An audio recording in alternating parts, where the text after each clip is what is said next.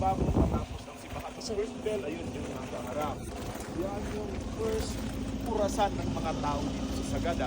Way back 1900s, nung ginawa itong simbahan, yun yung dinalang bell. It serves as a clock, kasi yung i-correct niya ako. Hindi lahat ng Tagalog.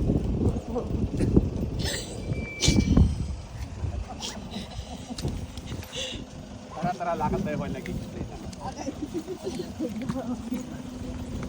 Okay, so, ilan ito, supposed to magyada yung iba sa pusa, saka kandigat yan, from the borders, pinukat siya manually. Traveling to the mountains hanggang sa makarating dito. Hello? Oh! Tawaman ka. Now it's short. Tawagan mo yung dahil na yun gaya dapat. Ay ka nainit. Ako ito, padas mo ito, Pino. Lang. Ano man eh. Ay, mas kau daw. Sige. Hawakan mo na. Okay? Ay, ganito. Sabi nila, it came from America nung kinumpute ng pari natin na pagkatapos ng simbahan is makakarating siya. So, nandun AD 1921 na nakarating siya. Idinrop siya dito sa part of Suyo, pinakamalapit na dagat. Binuhat manually hanggang sa makarating dito. So sa to say, hindi siya nagamit. Visible ba? Yes. Meron kasi crack. Makita nyo? May crack yung anong tawag nito, yung hawakan niya. So hindi siya nagamit. Now, dinala dito. Sabi nila, it came from America. But kung matalas ang mata ninyo, may naka-engrave doon na China. Lahat daw ng bakal galing sa China. Okay, may mga Roman numerals. May mga Roman numerals na nakasulat ang mga dyan mula doon sa kabila hanggang dito. Those are the 10 commandments. Hindi na po nila sinulat kasi yung 1 to 10 kasi hindi na po kasya dyan. Sino sa atin ang nakakaalam ng 10 commandments? Naka-memorize na kahit isa. Those shall not steal. Ano ba? Thou shall not steal. Buti na lang daw siya na-steal yun ni Boss White. Nakakalapay. Okay, ngayon, hindi po siya steal yung nakalagay doon. Do not covet. Yung nakalagay doon, do not covet neighbor's wife, but actually do not steal your neighbor's wife. Okay? Ngayon, plano nilang gumawa ng isa na parang stone calendar. Maglalagay doon na hindi na po 11. Actually, 11 na po yung 10 commandments natin. Okay? Sino yung nakakaalam sa pag-11? Yeah, that was the question supposedly. Huwag kang magpapahuli ba? Huwag aamin daw sa atin ni Kuya. Dapat palaging tama ang asawa. Ang call na siguro. Yan po yung una natin yung bell. So sad to say, during World War II, isa siya sa kaputukan. Kaya yun.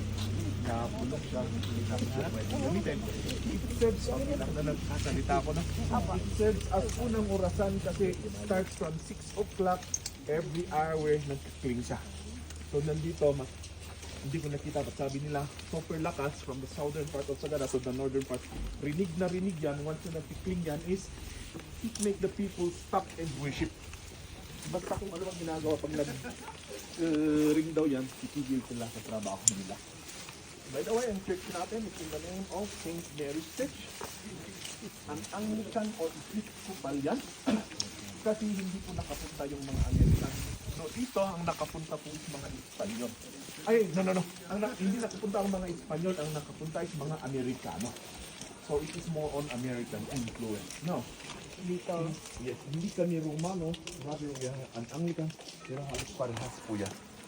Ang alam ko lang na difference of yan is ang priest namin pwedeng makipag-asawa and we have the lady priest. Biblical po yan, go forth and multiply. Okay? But in general, kung anong ginagawa sa simbahang Romano, ganon din po kami. Ongoing po yung mas, baka gusto nyo munang manalangin. 10 minutes bago tayo magpagod. Sinong gustong manalangin? Me. Okay, mag-alala, hindi mapamili ang simbahan natin. May gusto? You can just go. Hintayin ko lang kayo ba?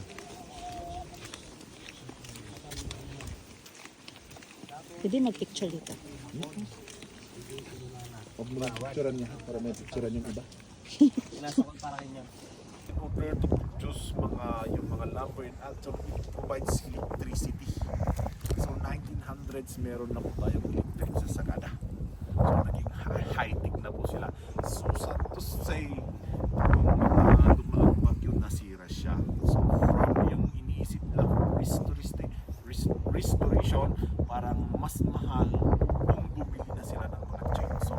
And then actually, meron ng mga electric yung mga dams na, so hindi na siya itinuloy. Now, ang mga part ng mga sawmill is parang sinubdivide sa mga church natin sa Sagada, hindi lang kasi ito yung church, meron sa mga ibang church to commemorate na meron siyang ginawa sa maybe paglago ng Sagada. Ayun. So pag may nagkwento sa inyo na this is a wheel of a kalesa, isip-isip konti. Ang lagi niyan, di kayang pa ng mga kabayo. Okay? Good na kaya?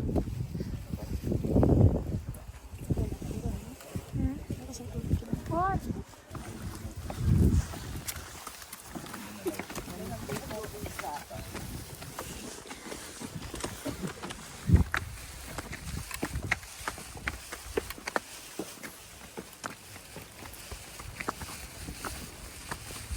Mga malalaking bahay. Wow. Ito yung makikita niyo yung sinaunang bahay. Actually, sinauna. It's actually an American house. Kaya pala yung structure niya. Mga shingles, yung mga nakita mo. Yung isang pan na mga kahoy na pinatong-patong yung side mo. Kung sa sinauna, wala na. Wala na yung mga kugon na bahay. Guys, pwede kayong sumama. But later on, kung ano man yung sasabihin dito, magbayad nyo. Pero baka kami tatagos kami hanggang doon sa Palawan. Doon sa kabila. Kung kaya pa nilang maglakad. Nasa inyo kung kasama kayo sa amin. Ayan yung maglakad ng ganon. Kasi ang original plan natin sa Hanging Coffins lang. Pero pinag-iisip niya, itagos ko daw kayo doon sa kabila. It's actually more on adventure, Hanging Coffins, coffee farm, and then bungad ng underground river. Okay kayo doon? Okay, kumain naman na kayo, no? Masaya. Ito lang naman yung pupuntahan niya dito sa Sagada, no?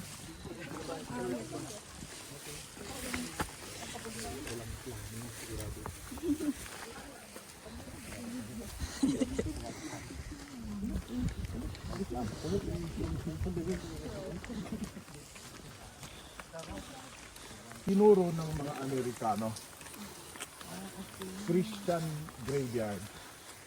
Maybe, ang kaibahan lang natin, sa inyo, binibili ninyo yung lupain. O libre. Libre o binibili ninyo? Binibili. Saan Bayaran. yung libre? Kahit saan.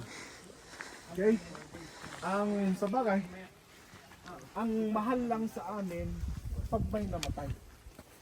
Pag namatay kasi pag susundin mo yung tradisyon, kakatay ka ng almost 21 na baboy. Pag susundin mo yung tradisyon. Bakit? Sabi nila. Meron kasing tinitingnan dong alay. And actually it's food for the community. Kasi kahit kung sino pag andun, pupunta ka. Parang tutulong. And pag andun ka, on the time na kinakatay yung baboy, bibigyan ka ng part mo, iuwi mo sa pamilya mo. Parang share mo. Ganun po yung tradition. Nowadays, medyo nalilesin yung 24 na baboy kasi meron na tayong mga malalaking baboy, not like before na talagang native yan. Maliliit sila. But even though, dinadagdagan yan ng manok parang bilang. Okay? Libre, mailibing, at may mga reservation. Sinong gustong magpa-reserve? Walang bayad. Sabi nila sa Sagada may forever daw. Bakit? Pag namatay ang kabiyak, gagawa siya ng reservation para sa asawa niya. Till death do us part. But that is binibigay sa mag-asawang tumanda na, seniors. Privilege nila yan. Pag bata-bata pa, huwag ka naman gumawa ng reservation. Hayaan mo na. If you love someone, set him free, sabi niya doon eh.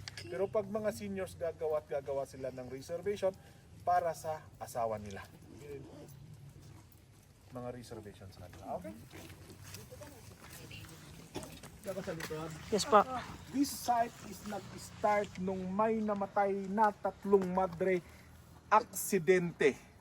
So dito sila inilibing, I think dito. Yung may... Now, Nung ginagawa yung simbahan, si cook nagluluto. Ito namang si karpintero, yung rat poison inilagay niya doon sa tabi ng asin. Siyempre si cook, luto ng lang luto. Gumanon siya, ginanon niya.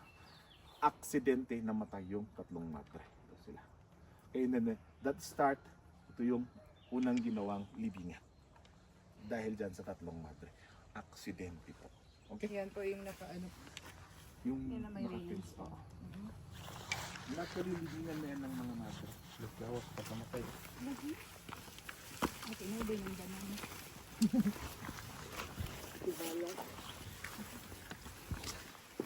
Domingo, Biag.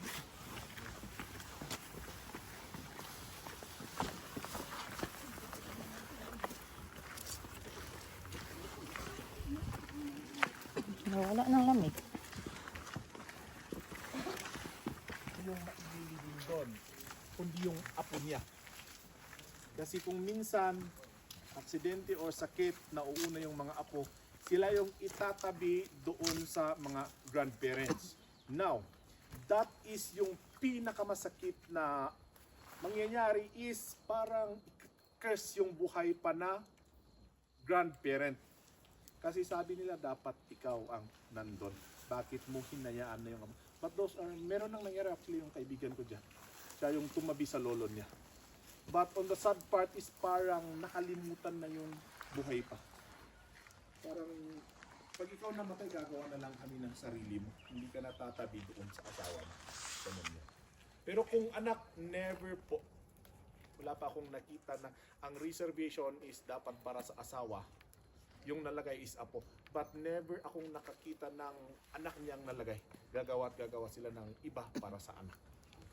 Paano yung kaya nalibing na yung apo? Later na namatay yung Ihihiwalay siya. Gagawa siya sila ng... Kasi it's a bad omen or parang hindi dapat. Dapat ang maglilibing sa nanay ang anak. Hindi dapat ang anak ang maglilibing sa... Ay, hindi dapat ang nanay ang maglilibing sa anak. So, meron kaming term dun eh. Lalabas yung mga elders on the last day. Ang sabi namin dun is, anong tawag dun? Parang magcha-chant sila. Parang i-curse yung buhay. Hindi yung namatay yung ikukwento. Parang lalabas sila yung kwento ng namatay nung buhay siya. It's either masama or maganda. Doon na nila lahat ilalabas. But on an instance na ang batang namatay, lalabas lahat yung mga kwan pa is parang i-blame doon sa buhay pa. Kasi hindi dapat. Dapat ang mamamatay is yung matanda. Ganun po. Matay na kami sa palit. Talang naman ang bawal ang maghulog. Okay. May tanong si ma'am. Pwede daw ba pumunta doon? Yes. Ang bawal lang ang mahulog. Go. Camera. Tara. Shockproof to. Ma'am, shockproof to. Pa? Shockproof. Hindi, wag mo subukan. Hindi mo pa nasubukan. Wanna try? Wag na lang po. Dahan-dahan lang. Pagbasa ang bato, madulas. Sa English, is Dito sa ano guys, sa may kuweba. Dito tayo makakita ng anong bang tawag dyan? Kabaong. Kabaong 2,000 years ba ito sa kuan? Nakita na ko sa TikTok. Na sila diya. Grabe, legit ba eh? Kanang sama. Tawag nila.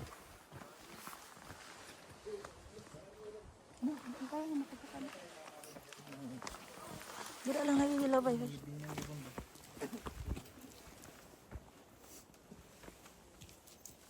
Ayun. ang bahoy ay ng mga bato. Pag nagugutom sila, bababa kakain. Tapos itatae, yun yung pinakamahal na kape sa buong mundo. Nasubukan nyo na yan? Yan ang exhibit. Paano ikaw yung kakain sa buong natin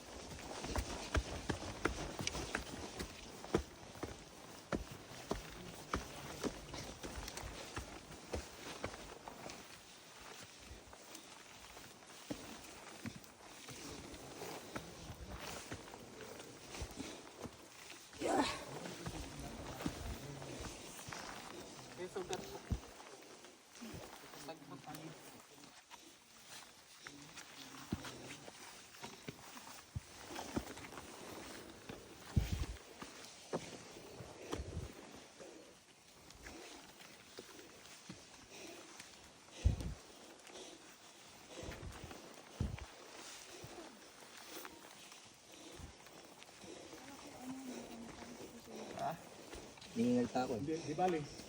Instead na dito lang tayo, bababa tayo doon. Para may makita pa kung mas mataas pa. Okay, while taking pictures, tayo isa sa liginan traditionally dito sa Sagada.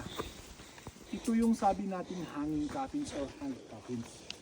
Ang mga ito nagsimula hindi natin alam kung kailan.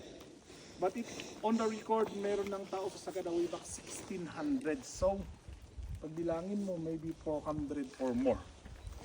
Okay, ito yung paniniwala ng pagiging pagano or animist. Before the Christians came, mga pagano po muna tayo, pagans. Hindi ko alam sa southern, sa Mindanao, kung ano yung paniniwala nila before mga Espanyol. But dito sa amin, bago dumating yung mga Amerikano, yung mga ninuno po namin is mga animist or mga pagano, paniniwala sa nature. Bakit dito sila nailibing or bakit doon? Para mas madali yung access nila pabalik into nature. Ganun lang po. And actually, isa kung bakit sila nakahang, para hindi po sila maabot ng mga animal. Para hindi sirain. Kasi more on sa mga boreal caves natin, maraming mga sira. Nakita nila mga kalmot, mga sabihin nating mga bayawak, mga aso, mga pusa. Ayun. Now, hindi natin alam kung kailan nag-start, but on this spot, ang pinakalas dito is 2010, yung Ataol down bumitog. Okay, now, the traditional coffins are maliliit. Yung sabi nila, ang mga igorot daw are maliliit, pero hindi, nakabaluktot lang po sila into fetal position.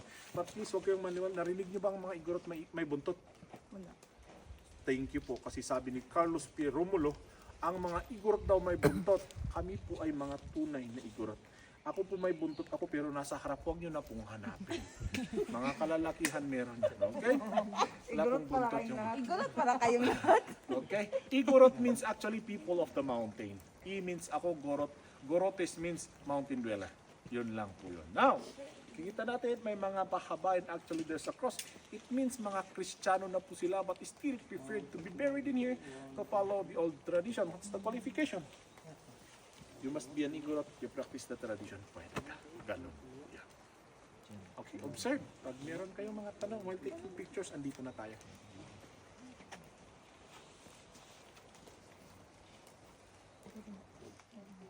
So, kasi maliliit yung coffins ba? So, mga matatanda na yun. More on. Tapos binaluktot pa. Yes. Baka meron pong nasa medicine sa inyo. Di ba hindi pwedeng mahirap baluktutin yung patay? Nasira lang kasi yung upuan. Pag namatay sila, hindi sila ni-imbalm so magbabulge. Now, 2 days silang nakahiga. Ay, kung magkulong naman kayo, huwag naman piso, 1,000 dati. Okay? On the 3rd day, pinapaupo sila. Sabihin nating death chair. Or isasangadil sila. By minamassage muna yung mga kasukasukan para pwede silang ipin. Kasi imposible po na rigor mortis na yung tao gagawin. Hindi po pwede. Mamassage yan. Hindi po alam ang Muslim. What do you mean? Ang Muslim within 24 Ano pa hours. kasi may, pwede pa tumigas, may ano sila pag imamassage. May ugat na, na ano. Sa amin, Kasi minamassage. nakaupo din sila. Yun. Pauupuin. Then yun, yung sabi ko, darating yung mga elders. Mag-chant sila doon. Kukwento yung buhay mo. Oo. And then yun, we wrap it on a traditional cloth. By the way, mauuna dito yung ataol.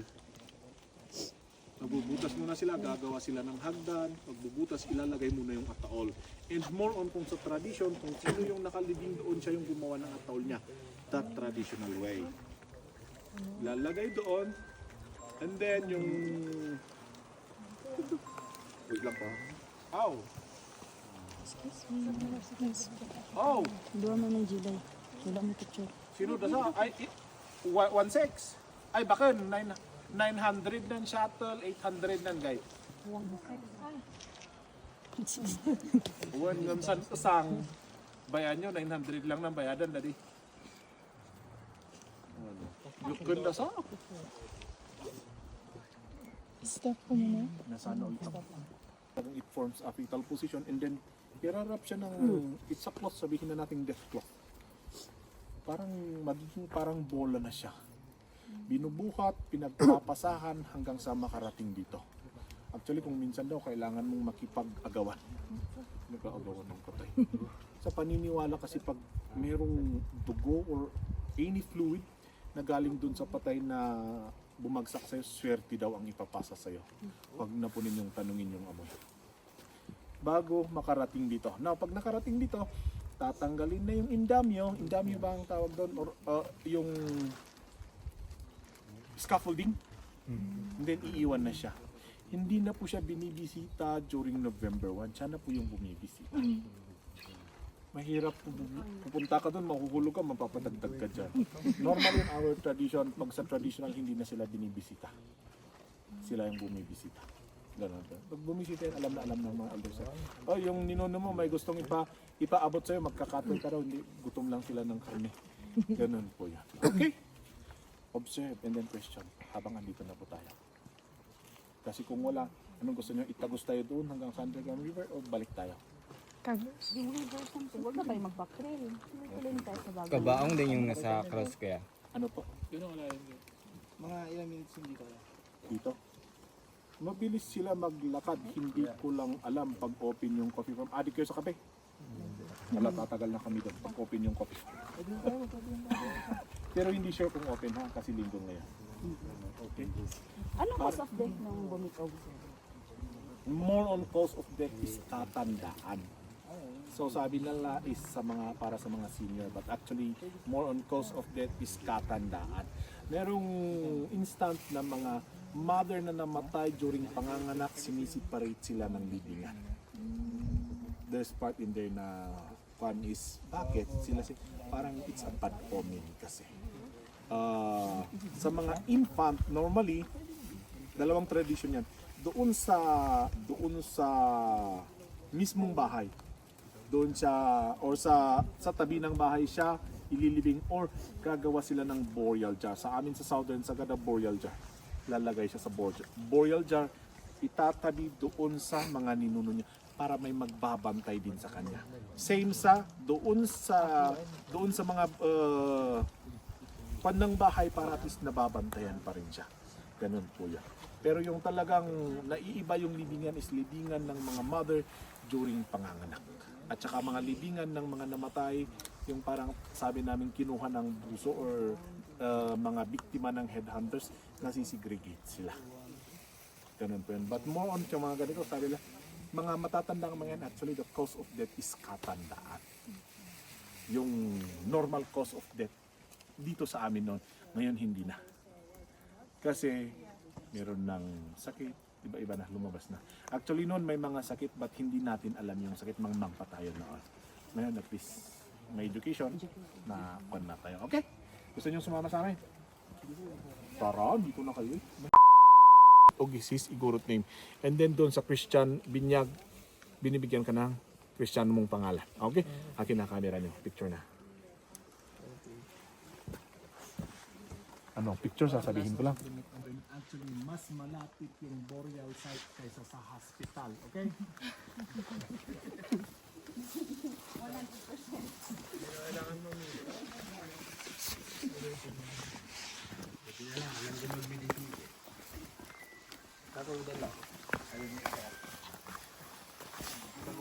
May signal ah.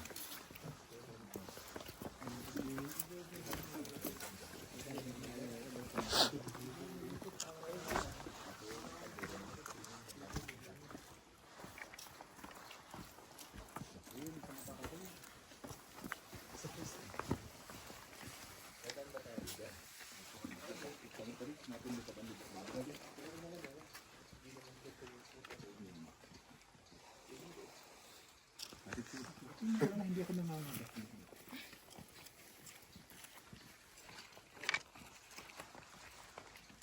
Okay. Di ba meron dito sa baba? Ayun. Meron din sa gitna. Ayun dito. Meron dito. Kung matalas ang mata mo, dito. Dito, meron dito. Dito. Cover mo siya. Dito. Dito. At least magano'n yung makita nyo dun sa taas. Pero pwede natin itong iba to, i-picture natin doon. Ayaw. So it means kahit saan meron. Mula dito hanggang doon sa gitna, gumawa sila ng hagdan. Yung nasa taas, hindi ko na po alam kung hagdan o sabi nila noon, marami daw baging dyan. So, hindi ko sure kung mula dito sa baba or paakyat sila or pababa. Kasi on a belief, pag may nahulog kahit ano, it's a bad omen. So, hindi ko talaga alam yung pinakamataas. Pero dito sa gitna at doon, hagdan po yan. May hierarchy po ba kung saan posisyon ka? Wala. Okay. Kung saan mo gusto, kung saan may bakante at kung saan gusto ng mga matatanda. Kala ko pag may rango ka na, mas mataas eh. Wala. The higher the elevation, wala. Doon lang may bakante.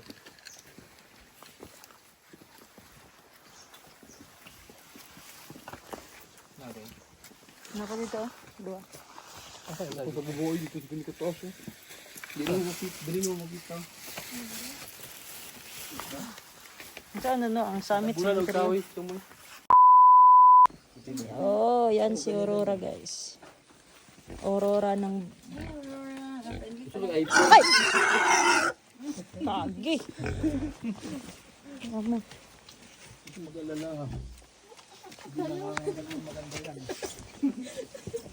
Pag di ka tinagat, Parehas sa tagbuhok Aurora. bite me!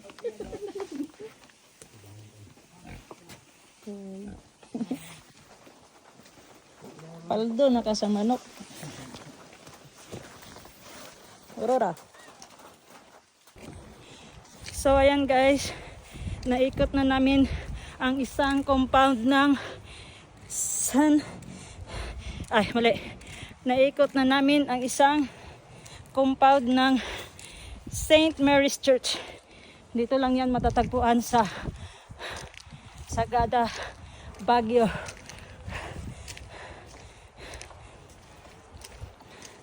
Kaya worth it yung 500 per head dahil marami kaming nalalaman tungkol sa hanging coffin, about cemetery, about sa tribe nila. Kaya nandito na kami ngayon sa city.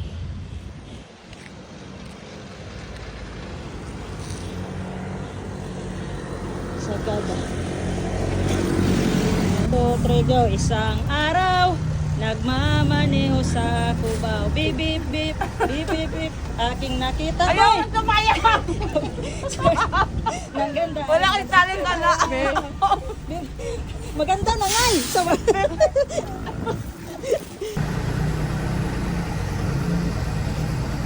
Ano? Tara! Ito daw yung bus guys. Papuntang Manila. More than 10 hours yung biyahe. Ang pangalan niya, Coda Lines Corp. Yan. Let's go. Let's go, let's go. Beep, beep, beep. Sunod lang ko sila. Beep, beep, beep. Wow, ang galing ng gasolinahan nila, DIY. Ikaw yung mag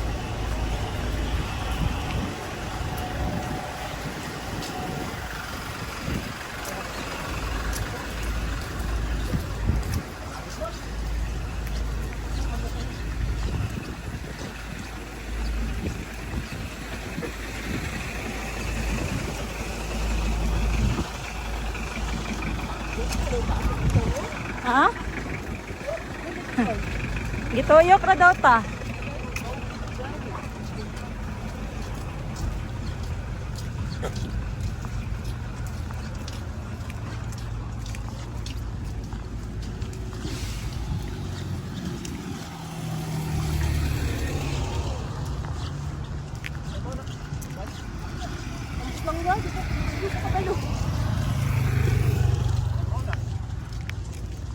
NHC mo na siya, 5523.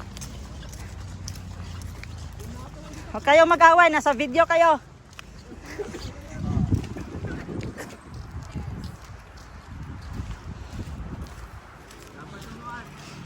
Arbs, money?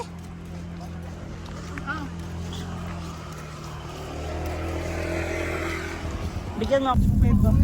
So, na guys, pabalik na kami sa Banawe. Then binigyan kami ni Kuya Driver ng snacks. Ito yung suman na may bukayo sa loob. Yan. Sarap. Pero mas marasarap to pag may sikwate. Yan. So, ito na yung palabas na kami ng Sagada. See you, Banawe. Mura daw yung mga pasalubong. So, mura nga pero wala naman kaming pera.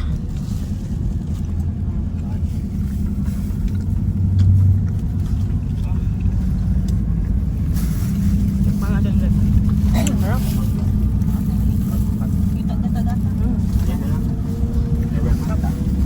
Ito pa ka?